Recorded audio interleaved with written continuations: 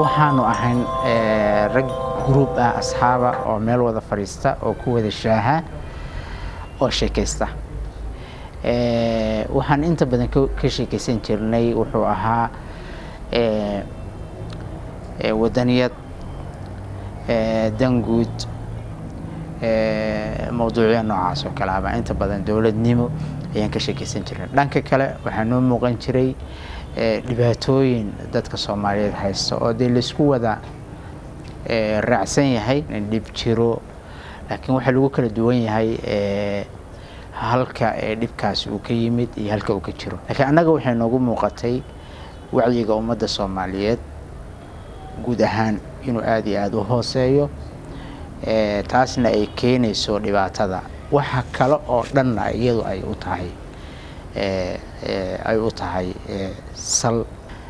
sida daraadeed waxaan isleeyahay halkaas idinkuna wixii aad ku beerin kartaan ummadda ku beeriya marka hore sheekay ahayd markii dambena fikrad waxa dhalatay in xarun la sameeyo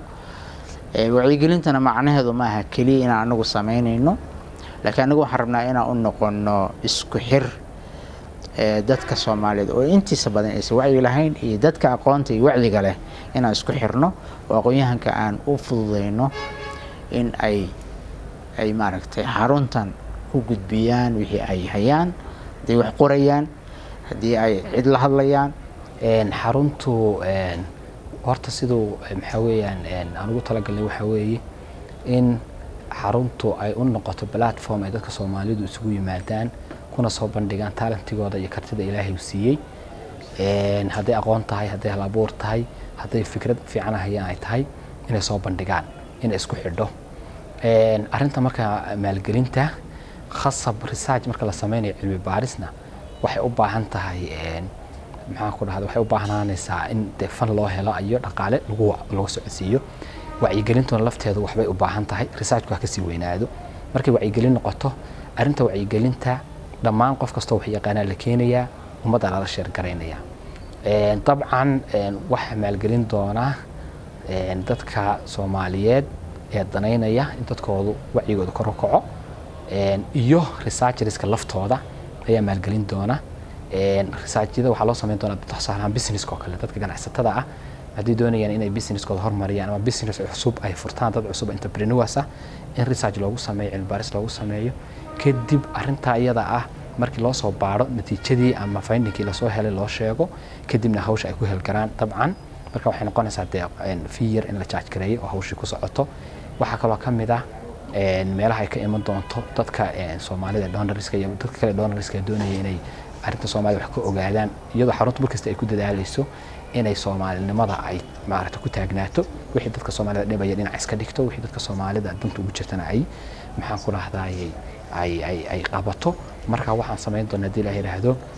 iskaashi ummadda oo dhan qaybaheeda kala duwan ayaan iskaashan doonaa waxaan soo saari doonaa cilmi baaris ku dhisan aqli aqoon wax macna aqoon ku dhisan cilmi baarid wax la soo ogaada fakti ah iyadoo jacaylka iyo emotionka iyo caadifada dhinac iska dhigayo qof waxbuu jeclaan karaa laakiin hadduu baarid sameeyo cagsigeedu heli karaa inuu cagsiga raaco wixii saxda u raaco bay noqonaysaa ma jirto cilmi baaris soo dhan u sameynay laakiin tii ugu horeysay ban hadal wadanaa oo soo bixi doonto dhawaan oo hadda meel gabagabaa noo marayso taasoo ku saabsan ama gundhiga cinwaankeeda aan qorbaadsaan ka sameynay ay tahay waa maxay sababta Soomaalida u yihiin bulsho hadasha oo aanan waxba aqrinin waxna aanan qorin sidaa daraadeed research ugu horeeyay ama qorbaads ugu horeeyay taas weeyaan hore waxa umaan sameynin laakiin tan ugu horeysa ku daafiri doona xarunta xafladda xigto insha Allah taala taas bay noqon doontaa والفيديو نحاول جيب مريسا ونصود يارني تارك الكوباد أما ذلك الكوباد نوع إن هوش أنا قبرنا وصمد الجودهان حرون تملك هو اللي سبحان كده في المجال النيروبي عاصمة ذلك كينيا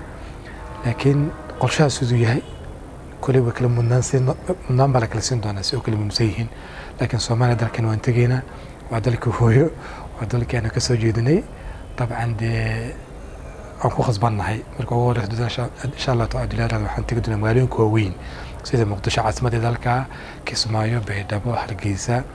بقروي تصوامت حرونته طبعا fikirka aan gelinay siduu saaxiibkay maxamed noo sharay qoraaga Soomaali u sheegay waan ku waafaqsanahay 2016 baan soo bilownay ajendeedii qaabeynteeda dhalinteeda su'aasha hadii weydiisana anaga hor isu weydiinay والأمر إذا كانوا قد إنجوينتي طبعاً كقاعد كمية الصومالي الويقان طبعاً كل صومالي موضعها لكن سير أبنا ذاتك واحد رقاق سميني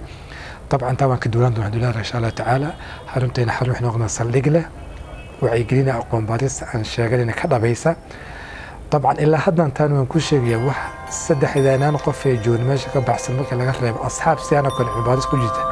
كونتريبيوشن كقانوني إلا حدنا تان واحد عن فنا أو قف أجنبي ودعمي أما نوتها الموجود